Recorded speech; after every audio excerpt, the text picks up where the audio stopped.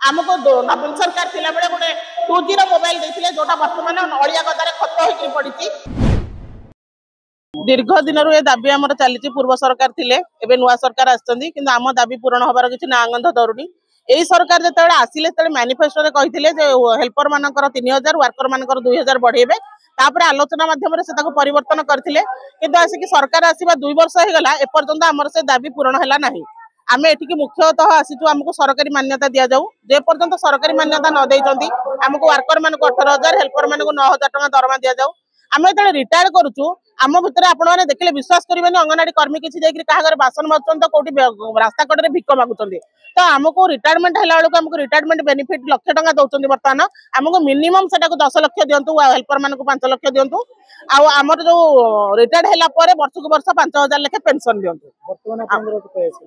आमको बर्तमान 10,000 दौरान केंद्र सरकार राज्य सरकार सहभागितार दिया आम समस्त काम करूँ राज्य सरकार काम करूँ केंद्र सरकार भी काम करूँ। बर्तमान आगुरी सरकार भिन्न भिन्न थिला से आमको बहाना देखौथिले जे केंद्र सरकार दौना आम कौन करूँ एबे सरकार एका अच्छी किंतु आम दाबी कहीं शुणुना से आज आम राजरास्ता को ओह्लैया बाध्य होइछु। आज आम गोटे दिन आसु सरकार को थ्रेटनिंग दवाई केवल जे आम कथा शुणु जदि न शुणती आसंता शीत अधिवेशन में आम अनिर्दिष्ट काल बसु। मैडम बर्तमान सर्वनिम्न 15,000 टका नहले परिवार चले बहुत मुश्किल जितेबाला रहीचु तो आशा करी बाध्य होकर पड़ रहीचु भविष्य आशा जो हाँ किसी ना कि हम आम आगे बढ़ू। आ गोटे मेन प्रोब्लेम आमर पोषण ट्रैकर आमको ऑनलाइन सब कम करने दिखाई जोटा कि 5G मोबाइल सेट ना कम होनी आमको नवीन सरकार थिला बेले गोटे 2G रो मोबाइल देथिले जोटा वर्तमान अलिया गदारे खत होई पड़िछि आम पाखे मोबाइल नहीं आम यार तार मोबाइल मागिक आनी काम करने बाध्य होउछु तेणु आगू को आमको ठीक समय मोबाइल प्रदान न करती आम पोषण ट्रैकर काम पूरा संपूर्ण भाव में बंद कर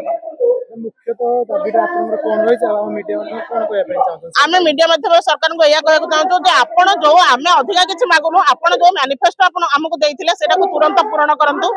आम जो मोबाइल जो हरदम ऑनलाइन काम करने दिखाई से उत्तम मानर मोबाइल सहित इंटरनेट चार्ज पूरा संपूर्ण वर्तमान चार्ज होती मिनिमम 300 टका 299 ना रिचार्ज होनी किंतु सरकार आमको दौरान 3 मास को 500 टका तेणु आम रिचार्ज मागुनु आमको मोबाइल दियो आपण भाउचर पकई दिंतु आम कम करूँ जो दिन भाउचर शेष से दिन मोबाइल बंद।